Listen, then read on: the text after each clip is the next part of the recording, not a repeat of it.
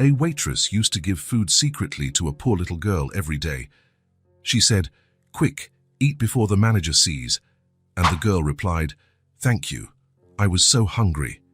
Until one day, a young billionaire arrived with 3 police cars at the diner's door, and everything changed. The sky was starting to darken when David Walker parked his car in front of the Sunshine Diner. The warm, yellowish lights of the establishment were the only bright spot on that nearly deserted highway. After 5 hours of non-stop driving, he needed a strong coffee and something to eat. The small town of Pine Grove was never in his plans. It was just a necessary detour after the main highway was closed due to an accident. It was such a tiny place that it barely showed up on digital maps, the kind of town where everyone knows each other, and a new face is immediately noticed. David straightened his expensive suit jacket before entering. Even though he was exhausted, he maintained the impeccable posture demanded by the business world. No one would ever guess, by looking at this controlled, composed man, that deep inside he carried a void as big as the universe. The little bell above the door chimed when he walked in. The smell of frying oil and coffee filled his senses. The diner was almost empty, just an elderly couple at a corner table and a trucker at the counter. A blonde waitress with her hair in a ponytail approached him with a tired but genuine smile. "Welcome to the Sunshine. What can I get you?" she asked, holding a worn-out notepad between her fingers. "Coffee. Extra strong. And a roast beef sandwich, if you have it. Coming right up in about 5 minutes," she replied, turning toward the kitchen. David surveyed the place as he waited. Worn red vinyl seats, old photos of the town on the walls, a flickering neon sign. It was the kind of place that seemed frozen in time. Under normal circumstances, he wouldn't have stopped there. But now, 2 years after the tragedy, he had learned that control was just an illusion. Life could change in an instant. On the opposite side of the room, a muted local news broadcast was playing on TV. David watched the images for a moment. The same stories as always: politics, the economy, the world moving on as if nothing had happened. As if lives weren't cut short every day. The waitress returned with his order. Her name tag read Emily. She placed the plate on the table with care and filled his coffee cup. "Need anything else?" "No, thanks," he replied, noting how Emily seemed distracted, constantly glancing at the clock on the wall and toward the kitchen door. David ate slowly. The coffee was surprisingly good. When he finished, he left a generous tip on the table and headed for the register. An older woman with gray hair served him efficiently. Her name tag said Debbie, and unlike Emily's, it had a small gold star, some sign of a long-time employee. "First time in Pine Grove?" she asked casually. "Yes." "I'm just passing through." "That's what they all say," she smiled. "And some of them end up staying." David forced a polite smile in return. There was nothing that could keep him there or anywhere else. In the past 2 years, he had become a nomad disguised as an executive. Hotels, airports, and meeting rooms were just backdrops for his endless search. "Is there a decent hotel in town?" he asked, putting away his change. "The Pine Lodge, 2 blocks down the street. It's not fancy, but it's clean." "Thank you." He turned to leave, but Debbie added, "The customer restroom is out of order. If you need one, you can use the staff bathroom. Just go down the hallway and exit through the side door." David thanked her with a nod. He did need to wash his hands before getting back into the car. He followed the indicated hallway, past the employee's restroom, and decided to exit through the diner's side door, preferring to return to the parking lot without walking around to the main street. That was when he saw it. A scene so unexpected that it stopped him in his tracks. Near the dumpsters, partially hidden by the shadow of the building, stood a small girl. She couldn't have been more than 6 years old. Tangled brown hair fell across her face as she devoured something from a plastic plate. Her clothes were dirty and far too large for her frail body. Clutched tightly to her chest, even as she ate, was a threadbare brown teddy bear, worn out by time and constant use. The bear had a small patch on its right arm, a patch David knew all too well. He had clumsily sewn it himself on the night Ava tore the bear during a game. He could have bought another identical bear. He had plenty of money, but Ava insisted she wanted Mr. Hugs fixed, not replaced. David instinctively stepped back, hiding behind a column. His heart pounded violently in his chest. The diner's back door opened, and Emily the waitress emerged carrying another plate, covered by a napkin. "I brought a bit more fries," she whispered, crouching next to the girl. "Quick, before the manager sees." The girl lifted her gaze, her eyes shining with gratitude. "Thank you, Emily. You can't stay here too long today. Bobby's in a bad mood and already asked about missing food." The little girl nodded, understanding her situation with a sadness far too heavy for her age. She set the plate on the ground for a moment, just to get a better grip on her teddy bear, never fully letting it go. Emily gently ruffled her hair before going back inside, casting a wary glance around to make sure no one had seen them. David watched in silence, a lump forming in his throat. It was a scene that shouldn't exist in a developed country. A child eating scraps next to the trash. He decided to approach. Maybe he could help somehow. Offer money so that the girl could have a decent meal, maybe even a place to stay. He took 2 steps toward the girl when she, and sensing his presence, turned around. The world stopped. The air left David's lungs. A buzzing sound filled his ears. Those eyes. He knew those eyes. The shape of her face, the tiny birthmark near her lip, the way she tilted her head slightly when looking up. It was impossible. It was a miracle. It was a nightmare, right there, clinging to the same teddy bear he had bought for her 3rd birthday, was Ava, his daughter, missing for 2 years. Searched for in every state, in every city. Her face had been on posters, websites, TV broadcasts. Ava, whom the police had practically given up on finding. Ava, whose bedroom remained untouched in his mansion, like a shrine of hope. Ava, for whom he cried every night, when no one could see the once mighty David Walker torn to pieces. The girl did not recognize him. Her eyes showed only the natural wariness of a child facing a stranger. She quickly hugged her teddy bear tighter, her shield against the world, and stood, holding the now empty plate. "I'm sorry, sir. I'm leaving," she murmured, clearly accustomed to being chased away. David opened his mouth, but no sound emerged. He wanted to scream her name, run to her, hug her so tightly she would never vanish again. But shock paralyzed him, and a rational voice inside his mind warned, if he startled her, she might run away. He could lose her again. So, with a superhuman effort, he simply smiled and spoke gently. "It's all right, sweetheart. You're not bothering me." She looked at him in surprise. Adults were rarely kind, and then quickly disappeared down the alley beside the diner, clutching her teddy bear, almost tripping over her own feet in her rush to get away. David remained there, motionless for a long moment, his body trembling.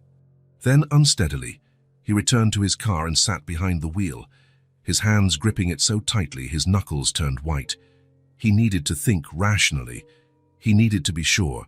How many 6-year-old girls had brown hair and big eyes?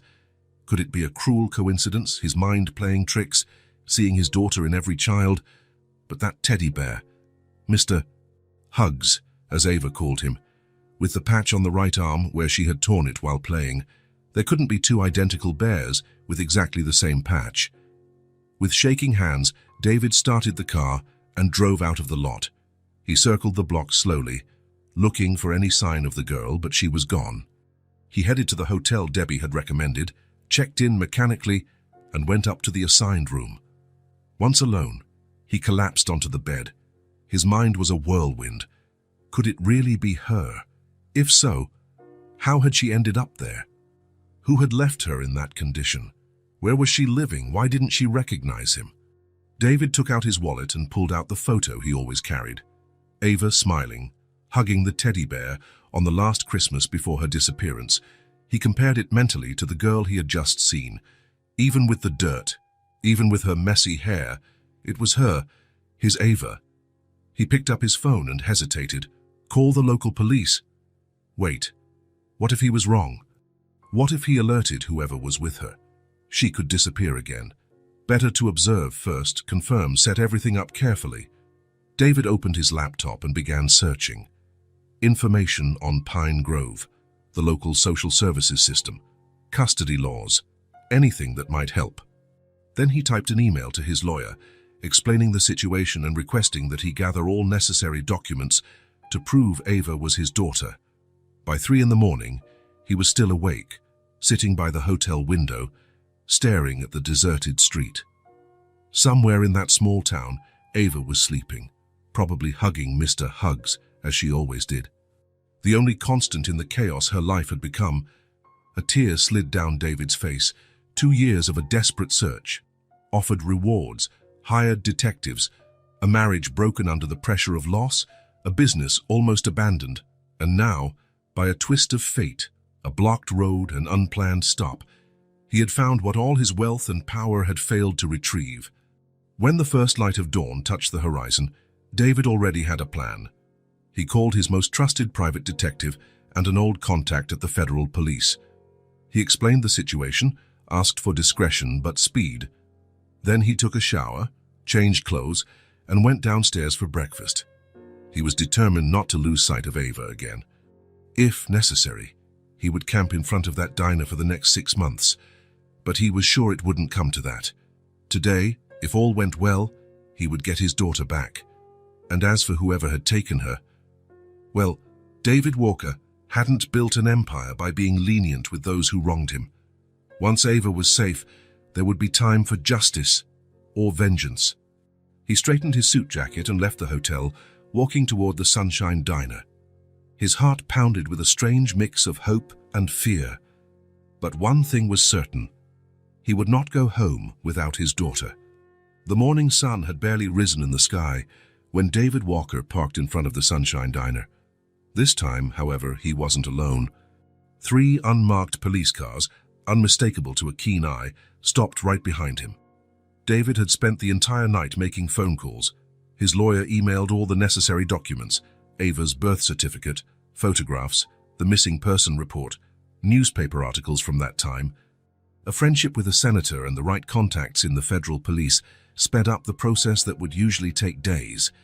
No one wanted to be responsible for delaying a father's reunion with his missing child. "Remember," David told Detective Carter, who was leading the operation, "we need to be careful. She may be frightened, confused. I don't want anyone traumatizing her further." Carter nodded. With 20 years of service, specializing in missing children's cases, he understood the delicacy of the situation. "We'll let you make the initial contact. We'll be here for support if needed," the detective replied. The other 2 officers stayed near their cars while David and Carter headed to the diner entrance. From inside, David could see that the place was busier than the previous night. Workers grabbing breakfast before their shift, a few tourists passing through town. Emily, the waitress, was serving a table near the window. When she saw David, something changed in her expression. A brief flicker of recognition followed by worry. "She hasn't shown up yet," David said quietly to Carter. "Usually, at what time does this waitress feed the girl?" "Let's ask her directly," Carter replied. "The sooner we clarify this, the better." They walked into the diner. The bell above the door announced their arrival, drawing several customers' eyes. Emily froze for a second, then continued her work, avoiding looking at them. David and Carter sat at a table near the back door. Emily approached, visibly nervous. "Good morning. What can I get you?" she asked, her pencil trembling slightly in her hand. "Emily, we need to talk about the little girl," David said directly but quietly. "The one you feed out back." Her face went pale. "I don't know what you're talking about," she replied, quickly glancing toward the kitchen. Carter discreetly showed his badge. "You're not in trouble, ma'am. In fact, we need your help." Emily looked like she was about to cry. "Please, I was just trying to help. She's just a child and she was starving." "We know," David interrupted gently, "and it's admirable what you did. But that girl, she's my daughter." Emily's eyes widened. "Your daughter?" David took an enlarged copy of the missing person flyer from his folder. It showed Ava smiling, hugging her teddy bear, the same one she still carried. "She disappeared 2 years ago. I've been searching the entire country ever since." Emily looked at the photo, then back at David, finally noticing the resemblance, the eyes, the shape of the face. "My God," she whispered. "I never imagined. She never mentioned her parents." She only said she lived with an elderly woman who passed away. At that moment, the back door opened, and Ava timidly entered the diner. As always, her teddy bear was tightly clutched against her chest. Her eyes quickly found Emily, then noticed David and the detective. She froze, clearly considering running away. Emily made a subtle gesture for her to come closer. "It's okay, sweetie. These gentlemen want to speak with you." Ava approached hesitantly, squeezing her teddy bear even tighter. "Hello," Carter said kindly. "What's your name?" The girl looked at Emily as if asking permission to answer. "Go ahead," Emily encouraged her. "Lucy," the girl whispered, "but Mr. Huggs sometimes calls me Ava." David's heart pounded. She still remembered her real name, even if only as something the teddy bear told her. David leaned forward slightly, keeping his distance so as not to scare her. "Hi, Ava. My name is David." "I'm not Ava," she protested faintly. "I'm Lucy." "That teddy bear," David said, pointing gently. "He has a special name, doesn't he?" The girl nodded. "Mr. Huggs, and he has a patch on his right arm, right?" The girl's eyes widened. "How do you know?" "Because I fixed it when you tore it during a game," David replied, his voice breaking slightly. Just then, the two uniformed officers entered the diner. Ava, seeing them, ran behind Emily, clinging to her legs. "She's my friend, I don't want to go," she cried in fear. Emily placed a comforting hand on the girl's hair. "Shh, it's okay." David motioned for the officers to step back. They understood and went outside. Carter remained but moved away a bit, giving them space. Moving slowly, David approached and knelt down to Ava's level. "I've been looking for you for a long time," he said softly, tears in his eyes. He took out his wallet and showed her an old photo. In it, a younger Ava, about 4 years old, smiled, hugging the same teddy bear she clutched now. "Look, that was you," he said, holding out the photo. The girl stared at it for a long moment. Confusion and interest flickered in her eyes. She looked at the teddy bear in her arms, then at the photo, then back at David. "Why do you have a picture of me?" she finally asked. "Because I'm your father, Ava. I'm your dad, and I've never, ever stopped looking for you." The diner had gone quiet. Every customer, the cook peeking through the kitchen window, everyone was watching with a mix of astonishment and emotion. Emily gently suggested, "Let's talk somewhere more private. We can use the staff room." David nodded gratefully. Carter, David, and Emily, with Ava still clinging to the waitress, walked to the small employee break room. There was a round table and some old chairs. Once seated, David waited for Ava to calm down before trying again. "Do you remember anything, Ava, about your home? Your life before?" The girl hugged her teddy bear even tighter, as if seeking courage from it. "I don't remember much," she finally said. "There was an old lady who took care of me. She called me Lucy, but Mr. Huggs always called me Ava." "What happened to that lady?" Carter asked gently. "She fell asleep and never woke up?" Ava answered simply. "I was alone in the house for a few days, but then a man came and said I couldn't stay there. I ran away because I was scared." "She's been coming to the diner since then," Emily added. "I saw her rummaging through the trash about 3 weeks ago. I started setting aside food for her. I couldn't let her go hungry." David hesitantly reached out, as if to touch Ava's cheek, but stopped halfway. "May I?" he asked.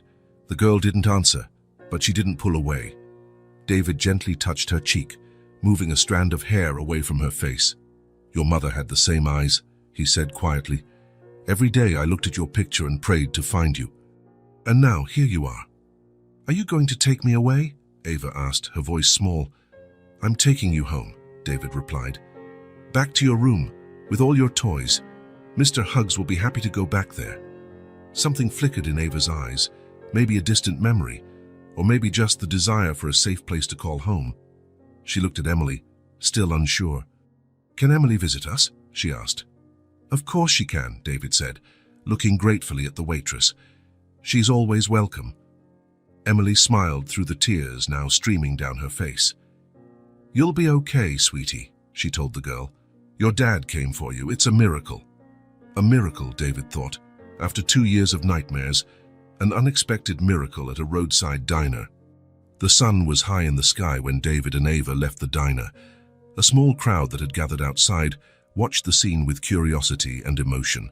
Some people even clapped, not fully understanding what was happening.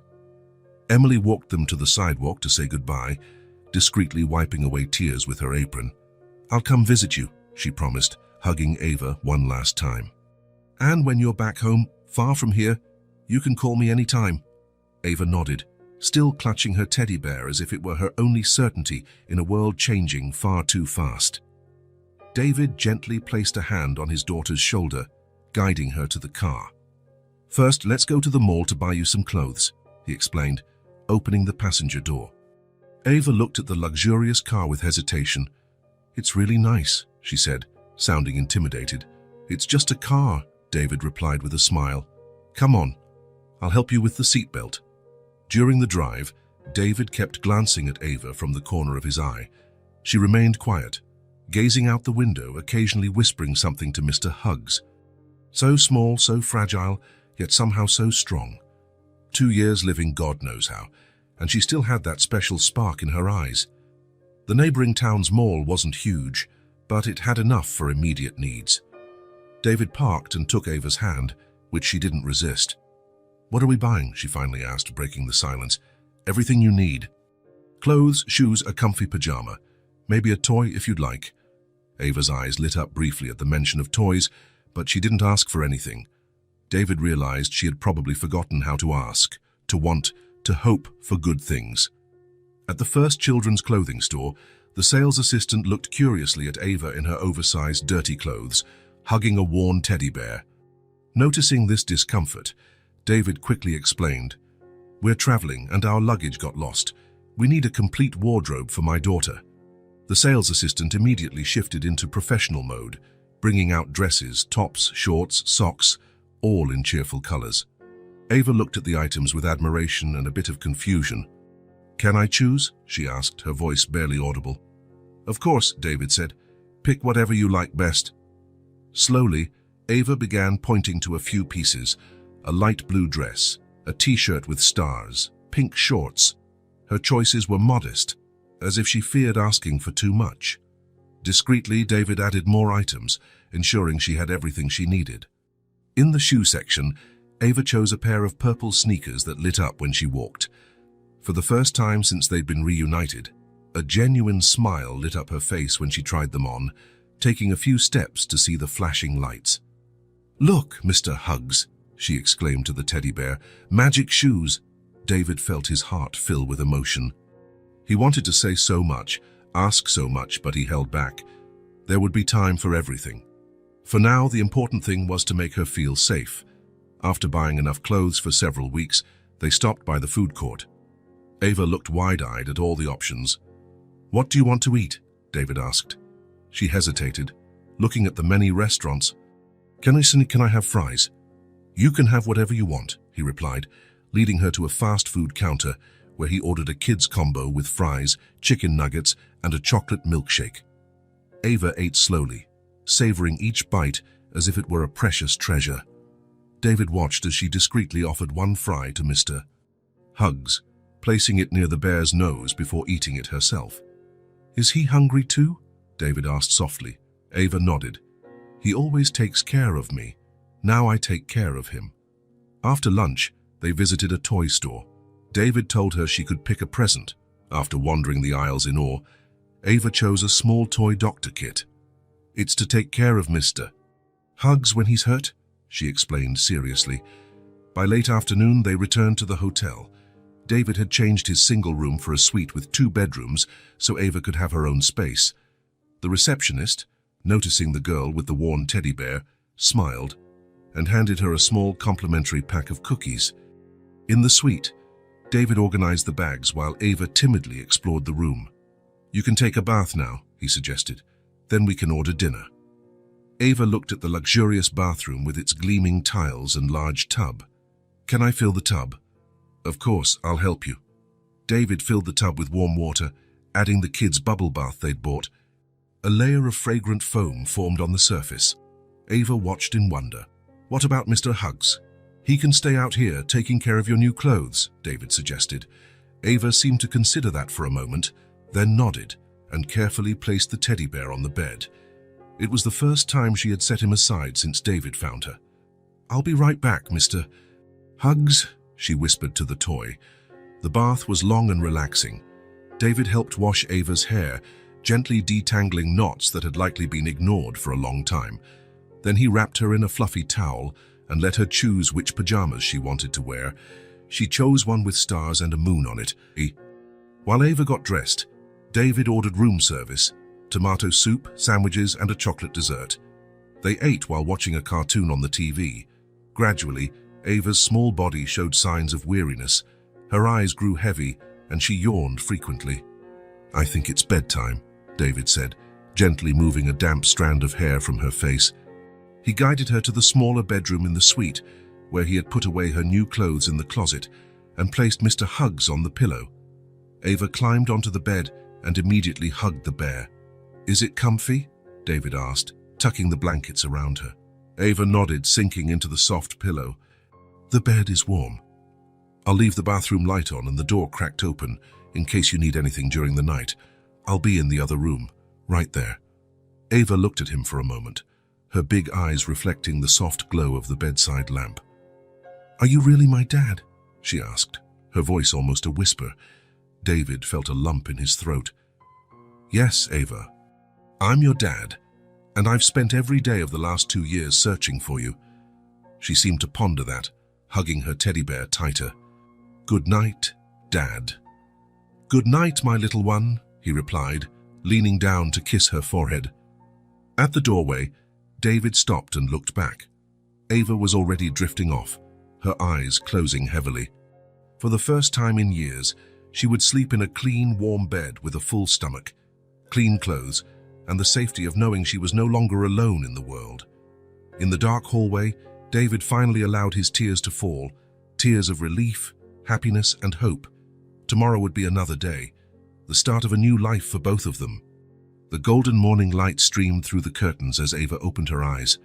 For a moment, she felt confused by the unfamiliar surroundings, the white ceiling, the soft sheets, the hum of the air conditioner. Then it all came back to her. The man who claimed to be her father, the shopping trip, the warm bath, the comfortable bed. Instinctively, she pulled Mr. Hugs close to her chest. The teddy bear, with its patch on the right arm, was the only constant in her life for the past years. "Good morning, Mr. Hugs," she whispered, as she did every morning. "I guess it wasn't a dream." She heard movement in the next room. Sitting up, still clutching the bear, she waited. Soon David appeared in the doorway, already dressed. "Good morning, Ava," he smiled. "Did you sleep well?" She nodded shyly. "The bed is really soft. Breakfast is served in the sitting area. After that, we need to go back to the diner to say goodbye to Emily. Today, we're going home." Home. The word sounded strange to Ava. For the last few years, home had been a series of temporary places. The old lady's apartment, improvised shelters, hidden corners of the city, never anything permanent, never anything truly hers. After breakfast, Ava put on her new blue dress and the light-up sneakers. David helped comb her now clean, shiny hair. She looked like a different child, nothing like the disheveled girl who ate in secret behind the diner. On the way back to the Sunshine Diner, Ava watched the small town through the car window, seeing it from a new perspective. She was no longer a lost child, she was just passing through. "Will Emily be sad?" she asked suddenly.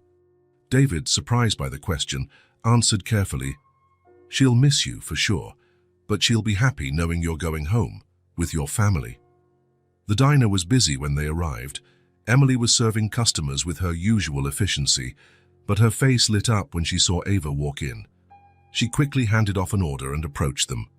"Just look at you," she exclaimed, admiring the child's transformation. "You look so beautiful." Ava grinned, pointing at her shoes. "Look, they flash when I walk." Emily crouched down to see better, making an exaggerated show of admiration, while Ava bounced on her toes to show off the lights. Then the waitress looked at David, a silent question in her eyes. "We came to say goodbye," he explained. "It's time to take Ava home." Emily nodded, understanding. Despite the sadness in her eyes, there was also relief, knowing the girl was safe and had a real chance at life. "Debbie," she called to the cook, "can you cover my tables for a minute?" The gray-haired woman waved a hand from the kitchen, and Emily led David and Ava to the same back room where they had talked the previous day. Once alone, Emily knelt in front of Ava. "I'm going to miss you so much, sweet girl," she said, holding the girl's little hands. "Me too," Ava replied, her voice thick with emotion. "For you were nice to me, and to Mr. Hugs."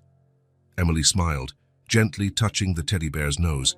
"Mr. Hugs, make sure you take good care of her on the trip, okay?" David watched, deeply moved. After a moment, he stepped forward. "Emily, I'll never forget what you did, feeding a child you didn't know, risking your job. Not many people would do that." "I only did what anyone should do," she said modestly. "But now it's time for her to go home," David added. "To her real home." Emily nodded, tears in her eyes. She opened her arms, and Ava threw herself into a tight hug. The little girl buried her face in the waitress's shoulder, taking in for the last time her familiar scent of coffee and cheap perfume. "Be happy, Ava," Emily whispered, "and remember there are always good people in the world." When they finally pulled apart, Emily discreetly wiped a tear. David handed her a business card. "My personal number and address. Call anytime you want to visit. You'll always be welcome." Emily took the card and carefully tucked it into her apron pocket. She walked them to the diner's door, where several curious customers watched. Some even clapped, having heard rumors of the incredible reunion story. In the car, Ava looked one last time at the diner and at Emily waving from the sidewalk. Then she hugged Mr. Hugs tighter and turned to face forward. "We're going home, Mr. Hugs," she said softly. "Our real home." David started the engine, pulling away from Pine Grove and its residents. Ahead lay miles of highway and the beginning of a new life. The drive took almost 6 hours. David drove carefully, occasionally checking on Ava, who alternated between dozing and long periods gazing at the landscape. Mr. Hugs remained firm in her arms, like a silent guardian of her secrets and fears. They stopped a few times to use the restroom, grab a snack, stretch their legs. Each time, David noted that Ava became more comfortable in his presence. There still wasn't the natural closeness of father and daughter, but tiny threads of reconnection were weaving themselves. During a break at a roadside cafe while eating sandwiches, Ava looked at David curiously. "Is our house big?" she asked, chewing slowly. David hesitated. How did he explain to a child who'd been living on the streets that she was going back to a 20-room mansion? "Yes, it's pretty spacious," he finally said. "You'll have lots of room to play." Ava nodded, thoughtful. "Are there other kids there?" Another tricky question, how to explain the half-brother she didn't know existed. "There's a baby," he said cautiously. "Your brother. His name is Thomas, and he's almost 2. Ava's eyes widened. "I have a brother." "Yes. He was born after you, after we were separated." The girl seemed to process this slowly, clutching Mr. Hugs to her chest. "Will he like me?" she asked in a small voice. David felt a twinge in his heart. "He'll love you, Ava.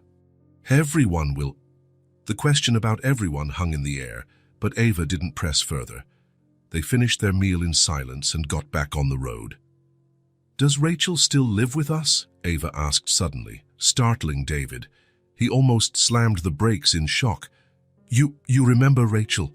Ava looked at Mr. Hugs as if he had spoken. "Mr. Hugs remembers a bit." David chose his words carefully. "Yes, Rachel still lives with us.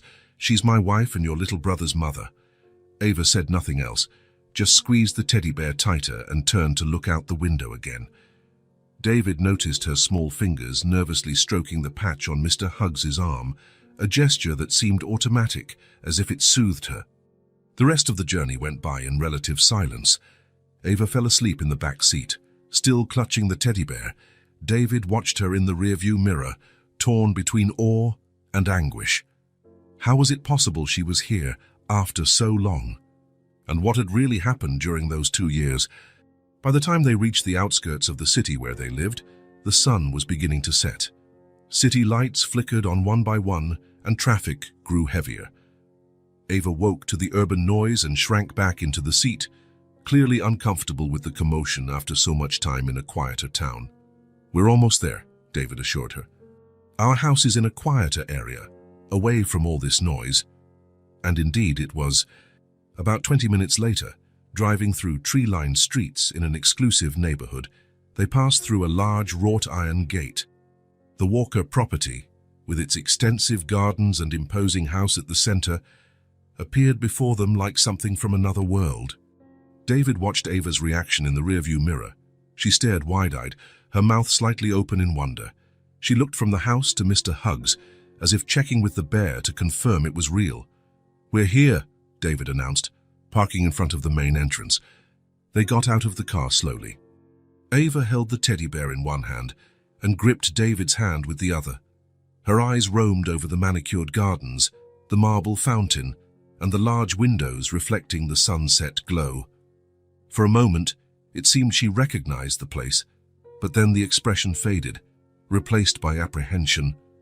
"It's so big," she whispered, squeezing David's hand. "You'll get used to it," he said with an encouraging smile. "There are lots of fun spots to play in."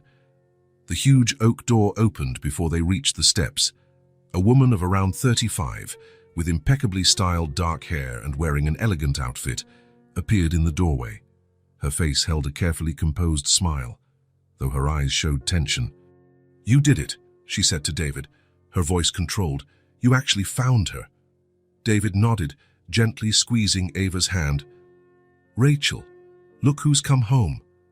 The woman stepped forward, kneeling to Ava's height. "Hello, Ava. It's good to have you back." Something in her tone was off, an excessive formality, like she was greeting an unwelcome guest rather than a stepdaughter lost for 2 years. David noticed, but attributed it to the tension of the situation. Ava stood still, staring at Rachel with growing unease. Her small body began trembling slightly, and she tightened her grip on David's hand with surprising strength. Then something unexpected happened. A hot liquid trickled down Ava's leg, forming a puddle on the marble floor. She had wet herself, something that hadn't happened once on the journey. But the most shocking was her next reaction. Ava let go of David's hand, backed away several steps, and pointed at Rachel, her eyes filled with terror. "You're mean!" she screamed, her high voice loaded with fear. "You're mean! Mean!" Rachel paled, standing up quickly. David was momentarily paralyzed, torn between comforting Ava and understanding what was happening. "Ava, sweetheart," Rachel tried, her smile faltering. "You must be confused. It's me, Rachel." "No!" Ava screamed even louder, backing up until she bumped into David's legs. Mr. Huggs was now pressed against her face, as though she were trying to hide behind him. A heavy silence fell. David felt his heart clench at the terror on his daughter's face. Rachel let out a nervous laugh, a forced, tense sound. "David, obviously she's traumatized by everything she's been through. She's mixing things up." David knelt down and pulled Ava into a protective hug. The child trembled like a leaf in the wind, her eyes fixed on Rachel with a disturbing mix of terror and anger, unusual for a 6-year-old. "She's been through a lot," David said, his voice tense. "We need to be patient." In truth, Ava's reaction deeply disturbed him. Children are often good judges of character, and this visceral response didn't feel like confusion or general trauma. It was specific, directed, as if Rachel posed a real threat. "Let's go inside," he continued, lifting Ava into his arms. "She needs dry clothes and some time to calm down." Rachel nodded, clearly shaken, stepping aside to let them pass. A housekeeper appeared discreetly in the hall, likely alerted by the commotion. "Martha, please prepare a warm bath in Ava's bathroom," David instructed. "And bring clean towels." "Yes, sir," she said, casting a curious glance at the trembling child in David's arms before hurrying off. "Should I call a doctor?" Rachel asked, keeping her distance. "Maybe she needs sedatives or something."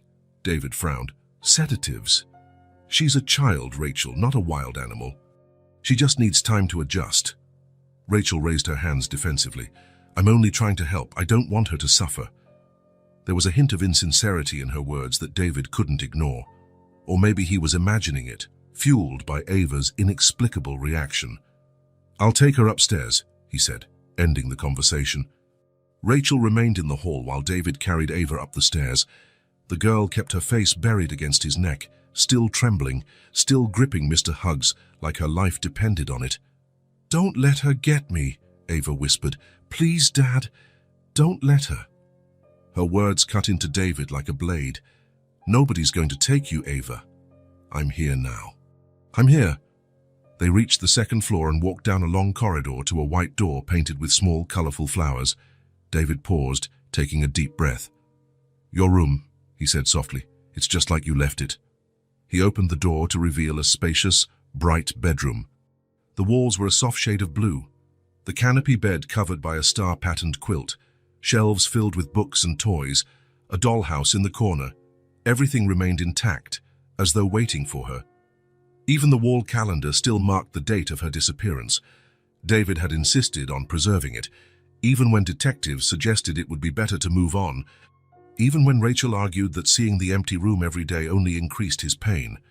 He had kept everything exactly as it was, even the calendar. Gently, David set Ava down. She looked around, her eyes taking in every detail of the room.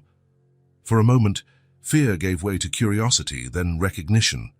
"I remember," she murmured, taking a few tentative steps toward the bed. "I remember my toys." She approached a shelf where various stuffed animals were lined up. She touched a pink plush rabbit reverently, then a long-necked giraffe. "They waited for me," she said, turning to David with tears in her eyes. "Every single day," he confirmed, his voice thick with emotion, "just like I did." Martha entered then, announcing the bath was ready. David thanked her and asked for a few minutes alone with Ava. When they were alone again, he sat on the edge of the bed, watching as his daughter rediscovered her space. She walked around carefully, touching objects as if to confirm they were real. "Ava," he called gently, "can we talk about what happened downstairs?" The girl froze, fear returning to her eyes. She ran to David and clung to his legs. "I'm scared," she confessed, "but I can't explain. That woman scares me." David stroked her hair, deep in thought. Something was very wrong here, but he didn't want to push Ava, not now when she was still so fragile and scared. "It's all right," he assured her. "You're safe now." After her bath and a change into clean clothes, David left Ava to explore her room while he went to speak with Rachel. He found her in the living room, a glass of whiskey in her hand, her face tense. "How is she?" Rachel asked when she saw him. "Confused? Frightened?" David paused, choosing his words. "Rachel, that reaction, it wasn't normal." Rachel took a long sip of her drink. "She's been through a massive trauma, David. Children create all kinds of stories to cope with things they can't understand. You know that." "Yes, but think about it," Rachel interrupted. "She was living on the streets, probably saw horrible things. Who knows what's in her head when she sees me? Maybe I remind her of someone who hurt her." The explanation made sense. Rachel had always been rational, practical. It was one of the traits David had admired in her, especially during the dark months after Ava disappeared, when he nearly lost his mind with grief. "Where's Thomas?" he asked, changing the subject. "With the nanny. I thought it best not to overwhelm her with too many people at once." "That's sensible," David agreed. "I'll go back and check on her. I'll order dinner in about half an hour." Rachel nodded, but before David left, she asked, "Did she say anything about what happened, about who took her?" There was a strange urgency in her voice that David couldn't decipher.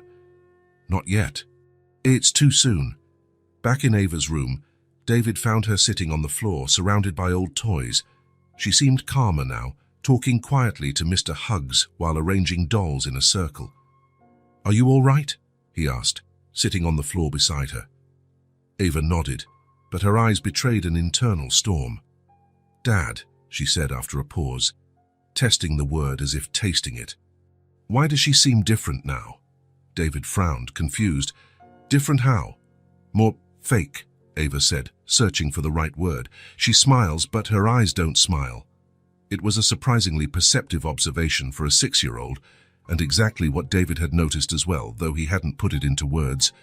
"Sometimes when people are nervous, they look different," he explained, trying to be fair.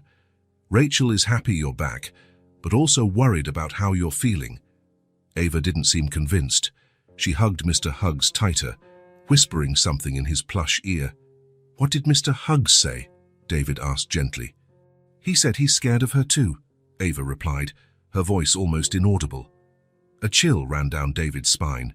He knew the teddy bear was merely a channel for Ava's own thoughts and feelings, but there was something unsettlingly genuine about her statement. "We'll have dinner soon," he said, changing the subject. "But if you prefer, we can eat right here in your room." Ava's eyes lit up at that suggestion. "Can we eat here? Like a picnic?" "Just like a picnic," David smiled. "Just you, me, and Mr. Huggs." The relief on Ava's face was palpable. She clearly didn't want to face Rachel again, at least not yet. David ordered dinner to the room: tomato soup, grilled cheese sandwiches, and chocolate pudding for dessert. They ate seated on the floor, using a large napkin as their picnic blanket. Ava even set aside a small piece of her sandwich for Mr. Huggs, carefully placing it near his plush nose.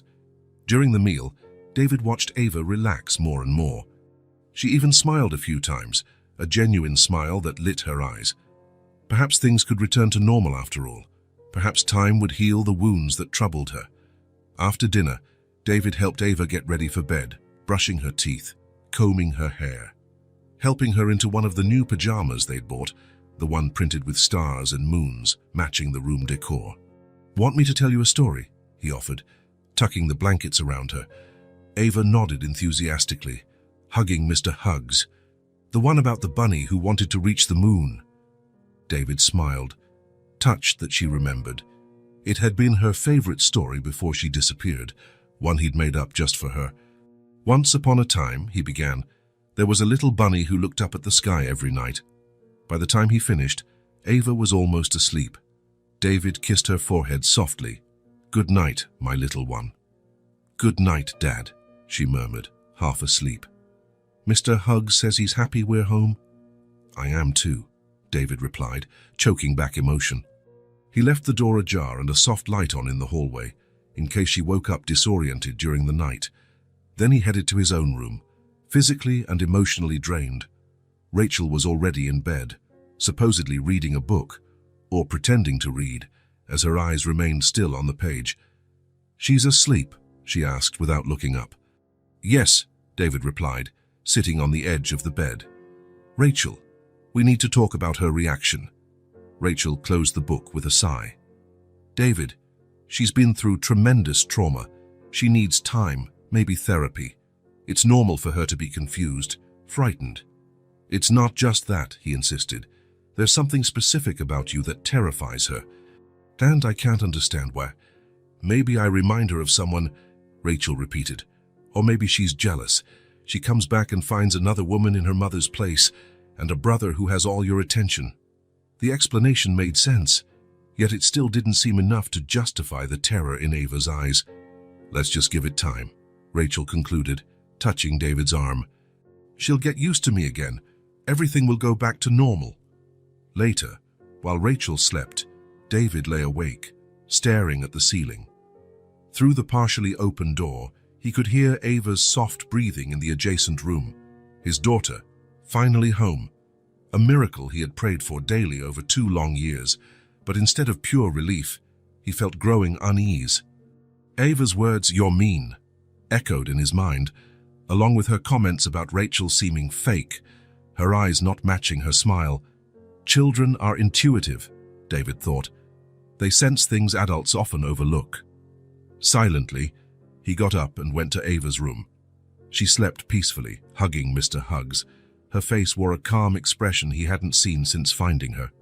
Perhaps, away from Rachel, she felt truly safe. "I'll find out what's going on," he whispered. "I'll protect you, no matter who from." Watching his daughter sleep, David knew he would do anything to keep her safe, even if that meant questioning everything and everyone around him, including his own wife. 3 days passed since Ava's arrival at the mansion. 3 days during which she barely left her room, preferring the safety of that familiar space to being around Rachel. She ate her meals there, played there, and only ventured into the garden when she was sure her stepmother wasn't nearby. David split his time between work, unavoidable even now, and caring for his newly returned daughter.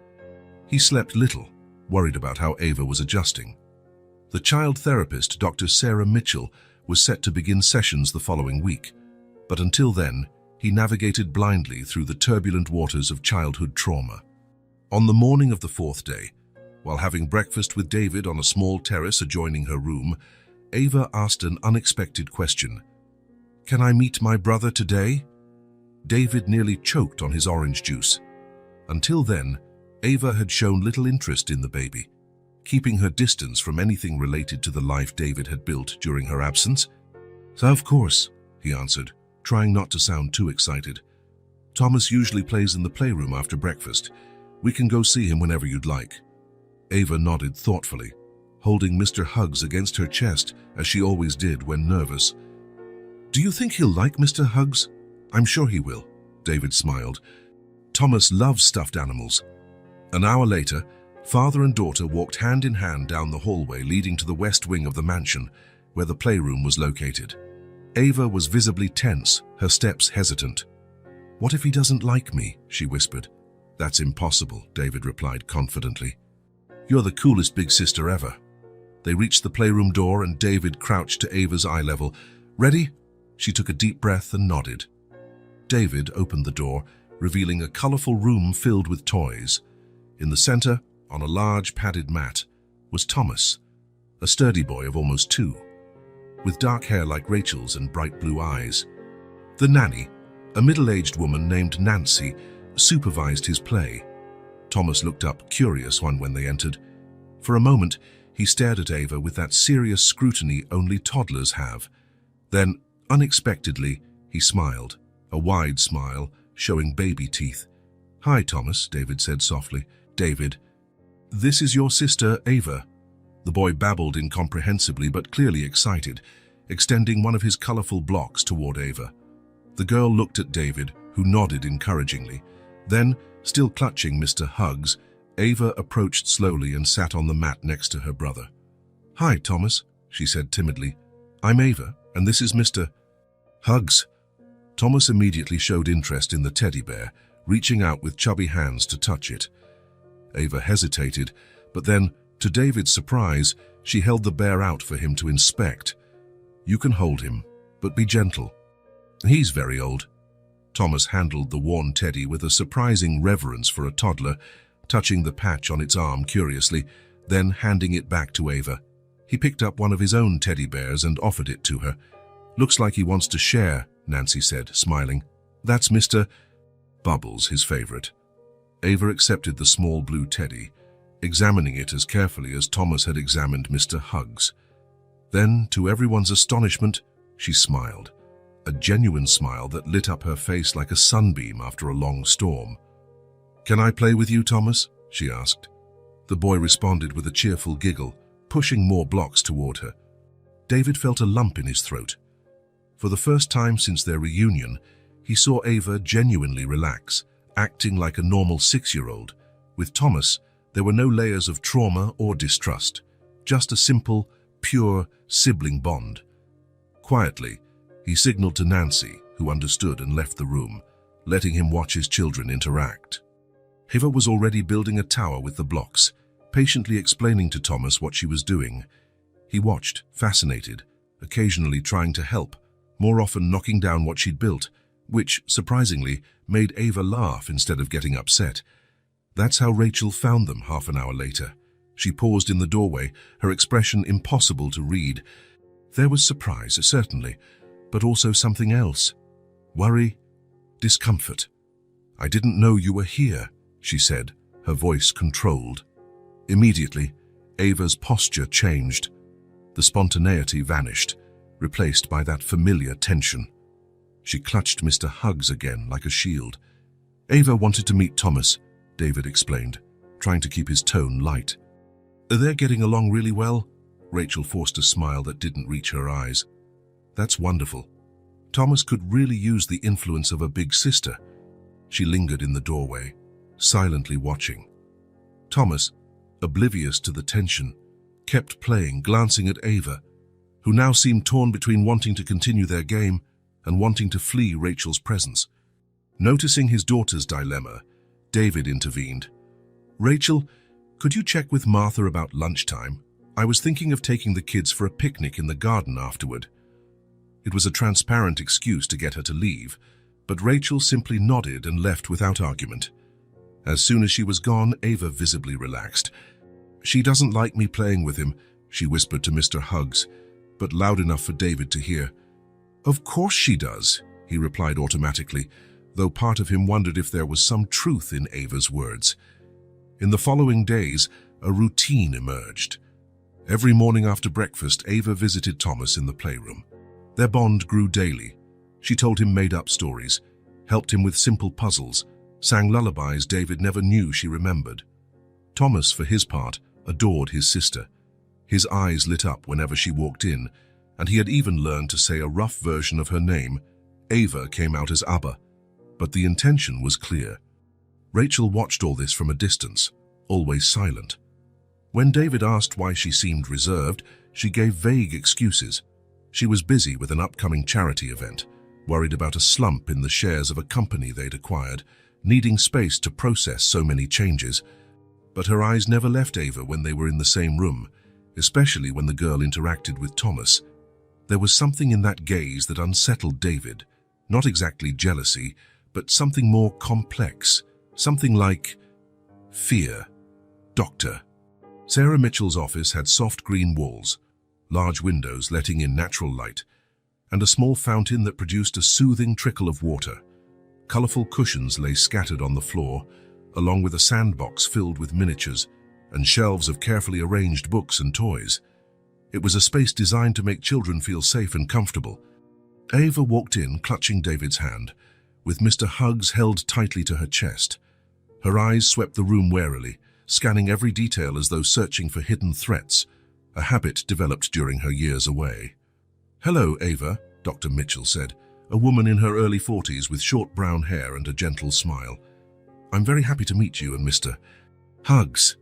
Ava didn't reply, only held the teddy closer. "I'll wait outside," David said, crouching to Ava's eye level. "Dr. Sarah just wants to talk a bit. I'll be right here if you need me." A brief panic flitted across Ava's face. "Mr. Huggs can stay with me." "Of course he can," the therapist answered before David could. "In fact, I was hoping to meet him too. I hear he's very special." The strategy worked. Ava looked at the bear as if consulting him, then nodded slightly. "He says it's okay."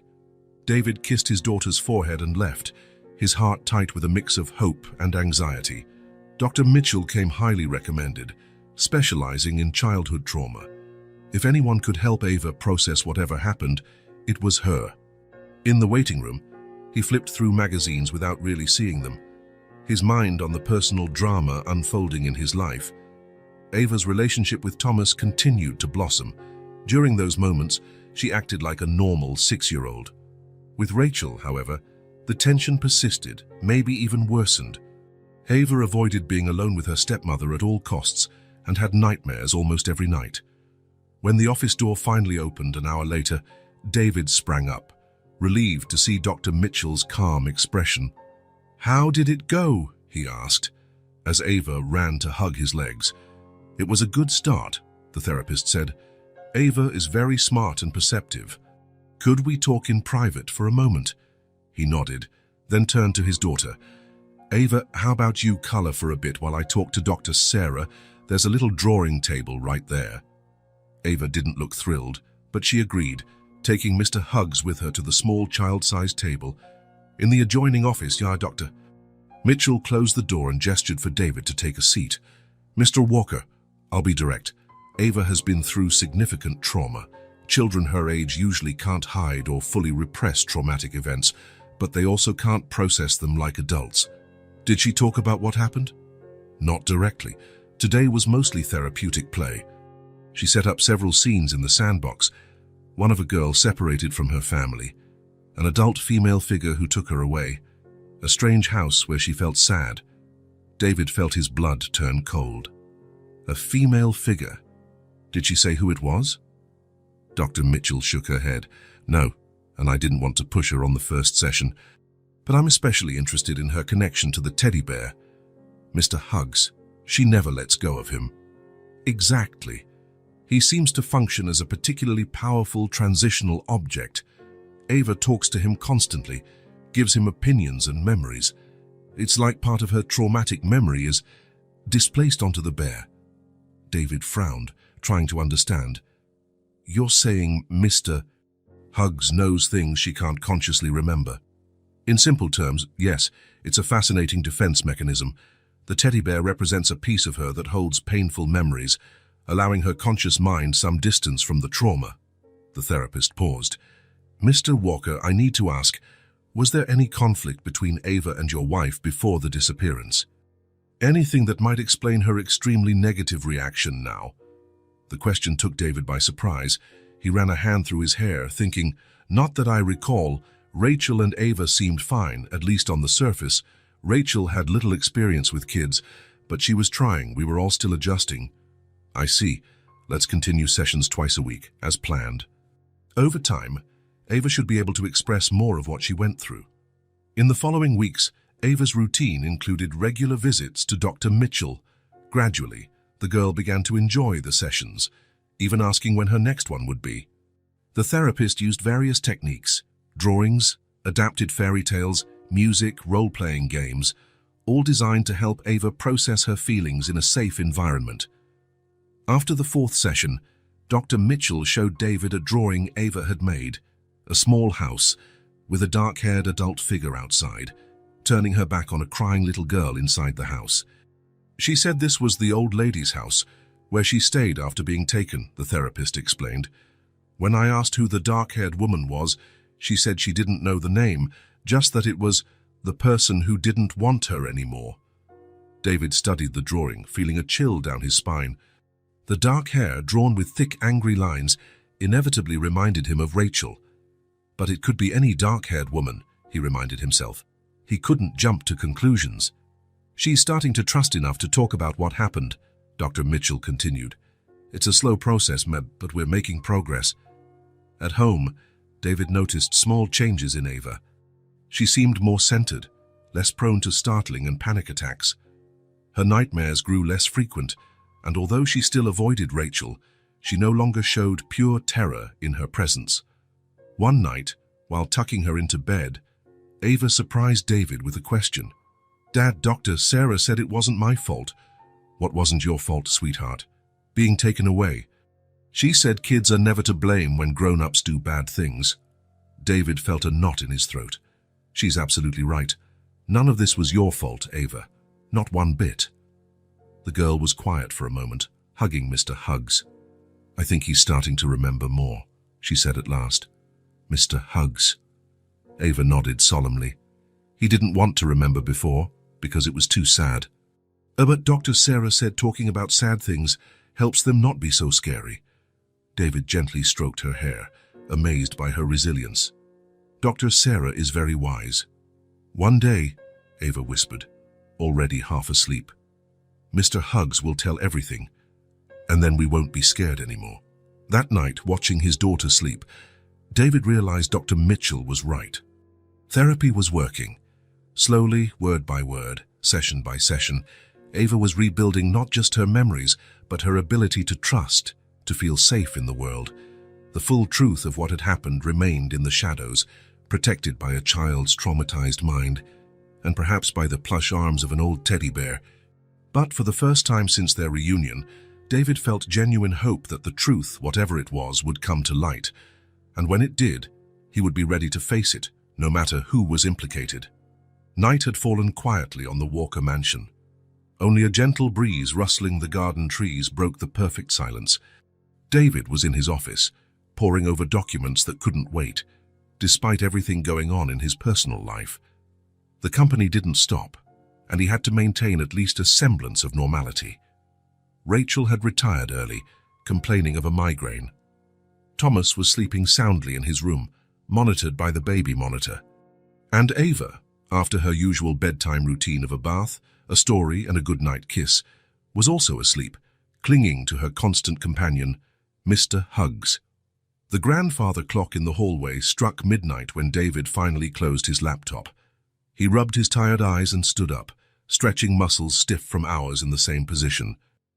Quick check on the kids before bed, he thought, as he did every night since Ava's return. He climbed the stairs silently, first stopping by Thomas's room. The toddler slept on his back, arms flung wide as if hugging the whole world in his dreams. David smiled, adjusted the blanket, and softly shut the door.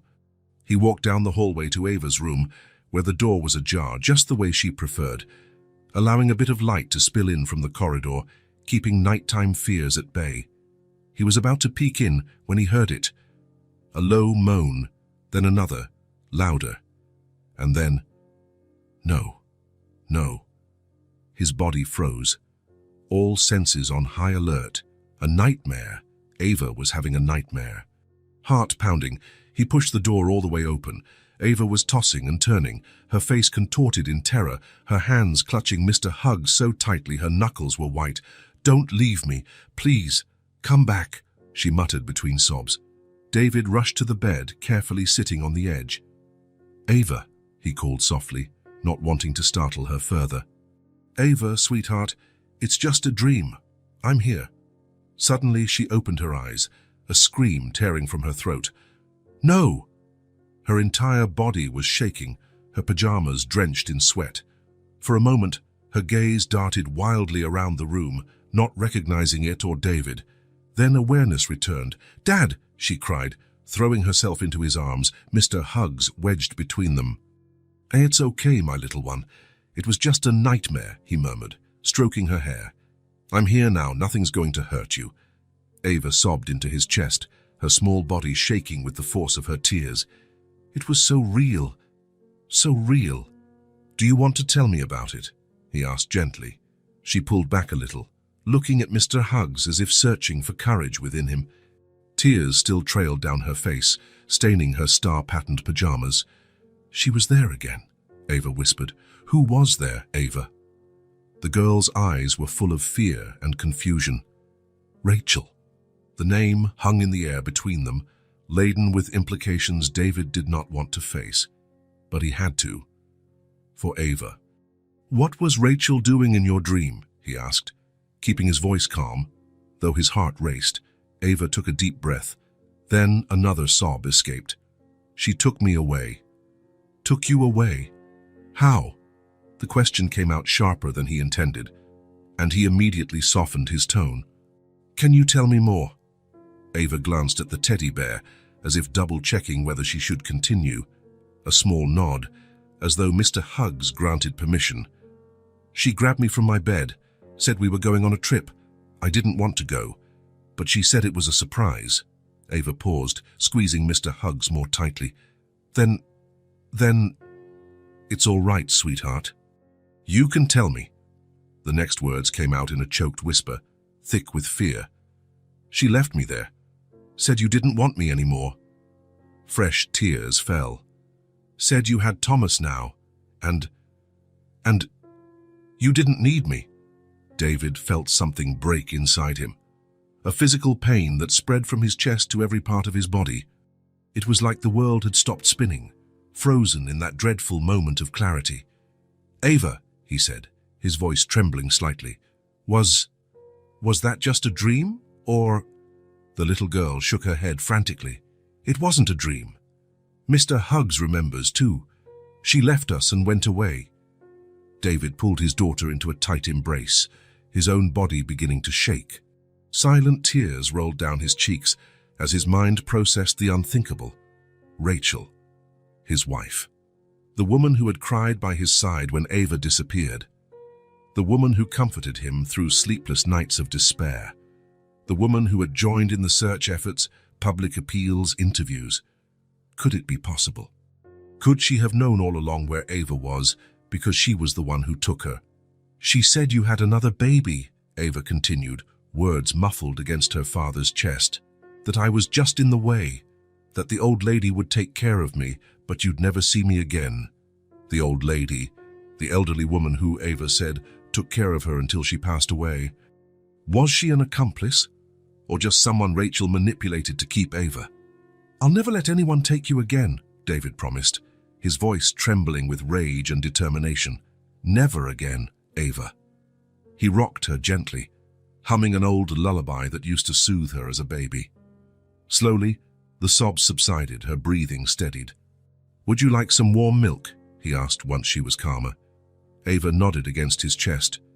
"Mr. Huggs wants some too." "Then let's go to the kitchen, both of you, far away from nightmares."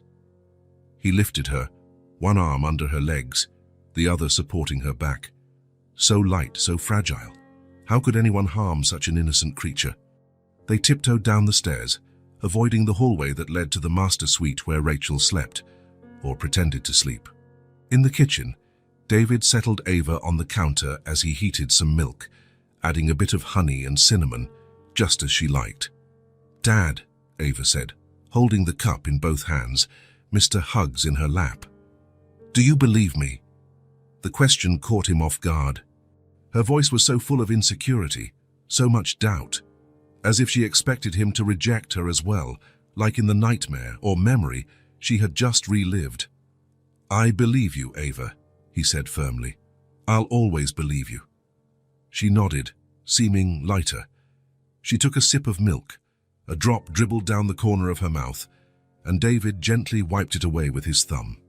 Holding his daughter in his arms, feeling her little heart beating against his, David Walker made a decision. He didn't yet know exactly what had happened, but he was certain of one thing. If Rachel had any involvement in Ava's disappearance, she would pay. No matter the cost, no matter the consequences. But first, he had to protect his daughter. At any cost. The sun had barely risen when David went downstairs to the kitchen. He hadn't slept after Ava's ordeal, spending the rest of the night watching over her sleep and spiraling into ever darker thoughts.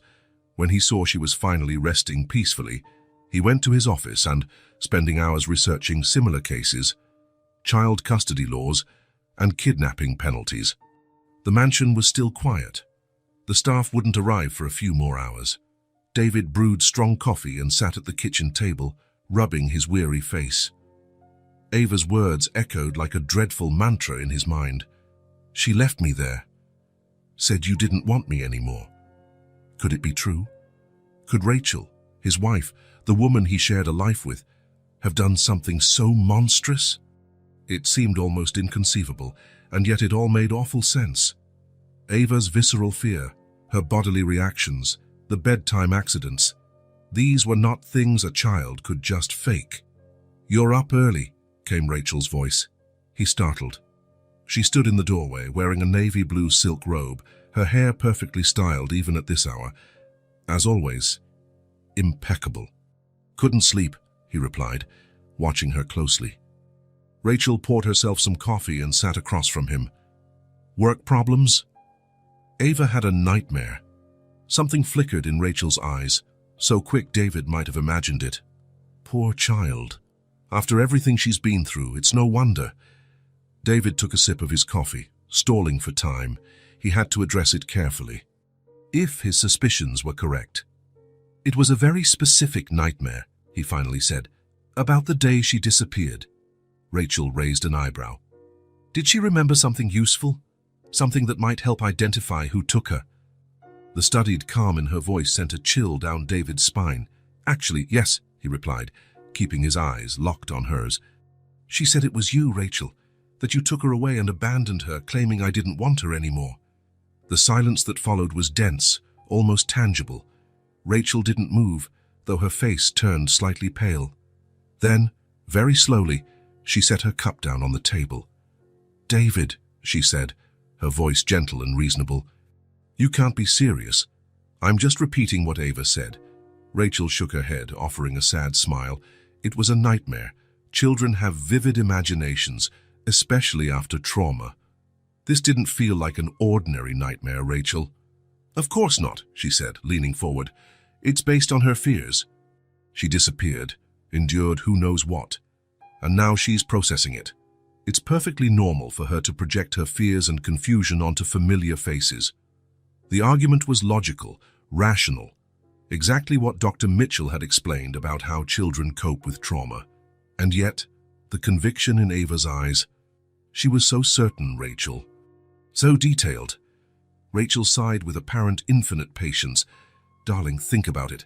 Why would I do that? What motive would I have to hurt Ava? She is a lovely child. We were just beginning to bond. Maybe you didn't want a stepdaughter, David suggested, his voice harsher than he intended. Maybe you wanted your own family, without reminders of the past. Rachel's face flickered with hurt. Is that what you think of me? After everything we've been through? David hesitated. Doubt consumed him. If she was lying, she was an outstanding actress. If she was truthful, he was wrongly accusing the woman who supported him during the worst 2 years of his life. I'm confused, Rachel. Terrified. I don't know what to think. She reached across the table, lightly touching his hand. I know you are. It's an impossible situation, but we have to think about Ava now. She's traumatized, confused. She needs stability, not more drama. What do you suggest? Increase her therapy sessions. Give her all the love and security we can. And, Rachel hesitated, then smiled. A calculated smile, David thought. I was saving a surprise, but I think now might be a good time. I bought a collection of new toys for her, a little kid's science lab, those magnetic blocks she was admiring in a magazine. I'm sure she'll forget all about her nightmare once she has so many new things to enjoy. Toys? David almost laughed at the absurdity. You think toys will make her forget? It's not about the toys themselves, David. It's about showing her she has a place here, that she's loved, that she belongs in this family. Rachel squeezed his hand. We'll get through this together, as a family. Trust me. And that was the crux, wasn't it? Trust. Could he trust Rachel or Ava? An adult capable of complex manipulation, or a traumatized child with fragmented memories? I'll think about it, he finally said, withdrawing his hand. Meanwhile, I want you to keep some distance from Ava. Rachel's smile faltered for an instant. If that's what you think is best. But it'll only prolong the situation. She rose gracefully. I'll be in my office if you need me. David watched her leave the kitchen, her confident stride, her relaxed shoulders, the very picture of wronged innocence. Could he be mistaken about her? Could it be that Ava, in her confusion and trauma, created a distorted version of events? He finished his coffee and grabbed his phone. First, he called Dr. Mitchell, requesting an emergency appointment for that very morning. Then he dialed another number, that of the private investigator he'd hired during the search for Ava. Jenkins, it's David Walker. I need a discreet job. He paused, drawing a shaky breath. I want you to investigate my wife. Everything about her for the last 2 years, especially any connection to an elderly woman who might have passed away recently, and I need it as fast as possible. Hanging up, he felt a strange heaviness in his chest. He never imagined he'd reach this point, hiring someone to spy on his own wife. But when it came to Ava's safety, there were no lines he wouldn't cross. The soft sound of footsteps made him turn. Ava stood in the doorway, hugging Mr. Huggs, her eyes still puffy from last night's tears. Morning, sweetheart, David said, trying to sound normal. Did you sleep better after the milk? She nodded, approaching cautiously. Is Rachel here? She's in her office. Don't worry. Ava visibly relaxed. She climbed onto one of the tall kitchen stools, placing Mr. Huggs carefully beside her. I'm hungry, she announced. Pancakes, David suggested, grateful for a moment of normalcy, with chocolate syrup. And strawberries, he said, already gathering ingredients. While he prepared breakfast, David watched his daughter, so small, so fragile, yet so strong. She had survived something many adults couldn't endure, and she had found her way back home despite every obstacle.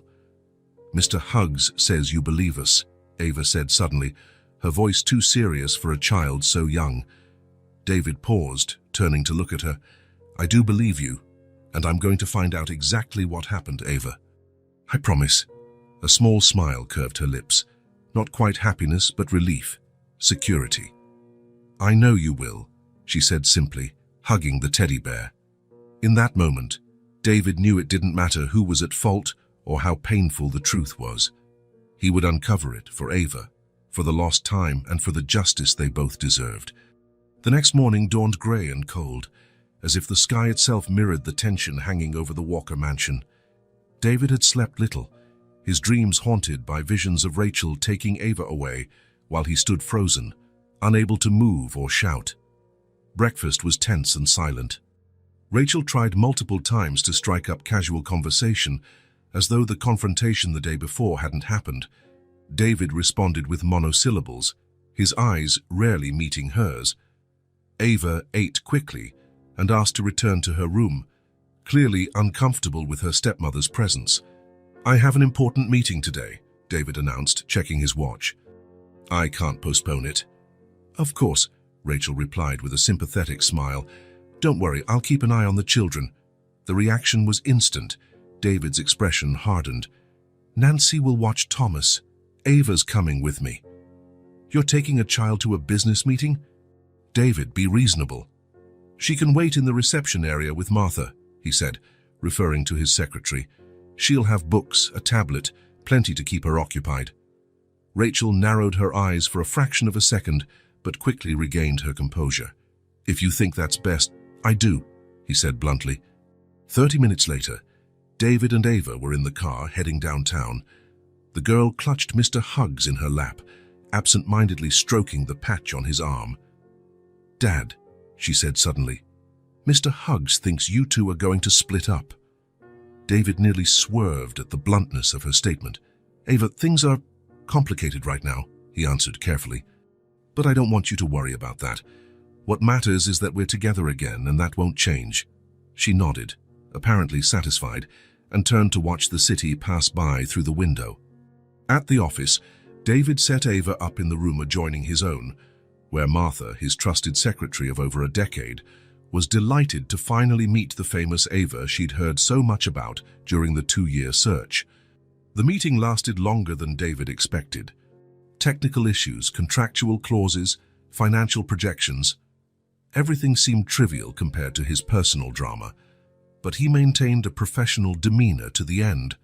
Finally, with the contracts signed and handshakes exchanged, David hurried back to his office, where he found Ava asleep on the couch, Mr. Huggs securely in her arms. "Ava," he called gently, stroking her hair. "Let's go home, sweetheart." She opened her eyes groggily. "All done?" "Yes. Now we have some important things to take care of." On the way back, David realized he had forgotten the folder with documents he needed to sign at home. "I left some important papers at the mansion," he said. "We'll have to swing by quickly and pick them up."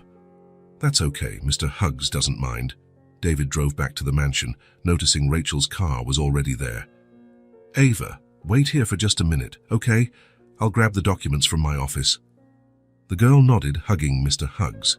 David entered through the front door, making a beeline for his office on the first floor. He was about to open the door when he heard Rachel's voice inside, on the phone, louder and more strained than usual. "No, Mark, you don't understand the seriousness of this," she said. David starting to suspect the girl is remembering things. A pause, as the person on the other end, her brother Mark, replied. "Of course I'm worried," she continued, her voice shaking slightly. "I never thought that girl would come back. I thought I was rid of her. The old lady should have taken the secret to her grave." The explicit confession hit David like a physical blow. He shoved the door open hard, revealing Rachel sitting at his desk, phone still pressed to her ear. "I can't believe you abandoned my daughter," he roared, shaking with fury. "How could I have been so blind?" Rachel went pale, dropping the phone. "David, it's not what it looks like." "Not what it looks like," he repeated, incredulous. "I just heard you confess, Rachel.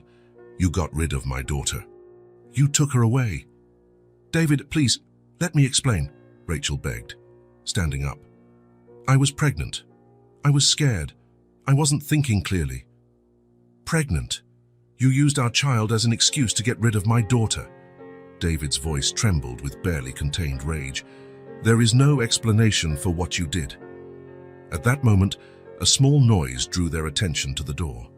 Ava stood there, clutching Mr. Huggs against her chest, her little body trembling.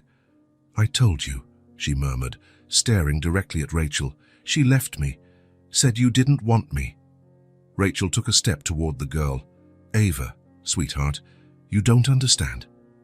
"Don't you dare go near her," David thundered, positioning himself protectively in front of his daughter. Ava clung to her father's leg, partially hiding behind him, but her eyes never left Rachel's, no longer terrified, but filled with a mixture of sadness and accusation far beyond her 6 years. "I want you out of my house," David said, his voice dangerously calm. "Right now, my lawyer will be in touch. I'm filing for divorce." "David, you can't do this," Rachel protested, panic finally breaking her controlled facade. "Thomas, he needs me." "Thomas will be fine. I can manage my children without you," David said, gently pulling Ava closer. "We'll have contact only for Thomas's sake. Nothing else." "You can't keep me away from my son," Rachel threatened, regaining some composure. "I'll fight for him in court." "Good luck explaining to a judge how you kidnapped my daughter," David replied icily. "I have enough evidence." Rachel's face twisted in shock and then fury. "You investigated me. How dare you steal 2 years of my daughter's life?" David's voice rose again. 2 years we can never get back." Rachel backed away, finally grasping the gravity of her situation. "How long do I have to pack?" 2 hours. "If you're not gone by then, I'll call the police." Rachel gave a rigid nod and left the office without looking back, her footsteps echoing in the hallway. As she disappeared, David knelt to Ava's eye level. "It's all right now, sweetheart. She can't hurt you anymore." Ava looked at him with a sad wisdom beyond her years. "Is she leaving forever?" "Yes. But Thomas will stay with us. It'll be the 3 of us now." The girl nodded, hugging Mr. Huggs. "He said you'd believe me. He always knew." David gathered his daughter into a tight hug, silent tears escaping down his cheeks. "I'll always believe you, Ava. Always." For the next 2 hours, a tense silence filled the mansion. David took Ava to the garden, where they played with Thomas, trying to maintain a semblance of normalcy. The toddler, unaware of the drama, giggled and ran between his father and sister, his innocence a poignant contrast to the grim events unfolding. From upstairs came occasional noises, drawers opening and closing, hurried footsteps. Rachel packing her things, preparing to leave the life she had built on a terrible lie. Exactly 2 hours later, she came down the stairs with 2 large suitcases. Her face was expressionless, a perfect mask of composure. "May I say goodbye to Thomas?" she asked, her voice surprisingly steady. David hesitated, then nodded. She deserved that much. Not for her sake, but for Thomas's. Rachel knelt before her son, who toddled over with outstretched arms, oblivious to the tension. "Mommy's going away for a few days, sweetheart," she told him, her voice finally betraying emotion. "But I'll see you again soon." Thomas hugged her tightly in that all-encompassing way only small children can. Rachel closed her eyes for a moment, as if absorbing his innocence for the last time. When she rose, she glanced briefly at Ava, who stood back, holding Mr. Huggs and David's leg. "I'm sorry," Rachel murmured, barely audible. It wasn't clear if she spoke to David, Ava, or herself. Then she picked up her luggage and walked out without a backward glance. The echo of the closing door resonated through the mansion like a final period on a sentence. David exhaled a breath he hadn't realized he was holding. He looked at his children, Thomas confused, Ava solemn but relieved, and knew a painful chapter of their lives had ended. A new, more hopeful one was just beginning. "How about a snack?" he suggested, holding out his hands to them. "I think we have chocolate ice cream in the freezer." As they headed to the kitchen together, David knew the road ahead would be challenging. There would be legal matters, emotional trauma to address, explanations to give. But the truth, painful as it was, had finally come to light. And with truth came the possibility of healing, of rebuilding. A new beginning for his once broken family, now finally reunited. 3 months had passed since Rachel's departure. 3 months of adjustments, therapy sessions, small triumphs, and occasional setbacks. The Walker mansion had a different atmosphere now, lighter, more genuine, as though the absence of secrets had purified the very air. The divorce proceedings were in motion, complicated by the criminal charges David had filed against Rachel for Ava's abduction. His former detective, Jenkins, had gathered enough evidence to form a solid case, including bank records, statements from neighbors of the late Mrs. Winters, and even the inadvertently recorded phone confession through the mansion's security system. Rachel had hired expensive lawyers and was trying to negotiate a plea deal to avoid jail time, offering to relinquish custody of Thomas in exchange for dropping the criminal charges. David was inclined to accept, not for her sake, but to spare the children the trauma of a public trial. Thomas, almost 2.5 now, sometimes asked about his mother. David answered as honestly as possible for a child so young. "Mommy lives somewhere else now, but she still loves you." The little boy accepted this with a toddler's natural adaptability, helped by the strong bond he'd developed with Ava. And Ava, she blossomed a bit more each day. Dr. Mitchell was impressed by her resilience and emotional insight. Mr. Hugs remained her constant companion, but she no longer needed him to speak of her traumatic experiences. Her nightmares were rare now, and if they came, she knew she could run to her dad's room for comfort. It was a particularly calm Sunday afternoon. Autumn had turned the mansion's garden into a tapestry of golden and red hues. Thomas was napping, carefully watched by Nancy, the nanny. David was working on some documents on the veranda, occasionally glancing at Ava, who played in the grass with Mr. Hugs. She'd created a small imaginary world out there, with the teddy bear as the main character of elaborate adventures. David smiled as he listened to her narrate, in a loud, confident voice, the tale of a brave bear rescuing a princess from a haunted castle. Her creativity never ceased to amaze him. Setting his papers aside, David walked down the porch steps to join her. There was something he needed to say, something he'd rehearsed in his mind for weeks. Dr. Mitchell had suggested it would be important for both of their healing processes. "May I join you?" he asked, gesturing to a spot on the grass beside her. Ava smiled. "Sure. Mr. Hugs and I are planning a big adventure." David sat, watching for a moment as she carefully arranged some fallen leaves around the teddy bear, as if they were props for her story. The patch on Mr. Hugs's arm had been reinforced recently. David had insisted on doing it himself, continuing the tradition he'd started years ago. "You know, Ava," he began gently, choosing his words, "I've been thinking a lot about everything that happened, how everything changed." She paused her play, sensing the seriousness in his tone. With a maturity that sometimes startled him, a reminder of what she'd endured, Ava sat up, placing Mr. Hugs in her lap. "Honey, I need to apologize," David said softly but firmly, "for not believing you, for letting you suffer, for not finding you sooner." Ava looked at him with those big eyes that seemed to see beyond his words. "I should have realized," he continued.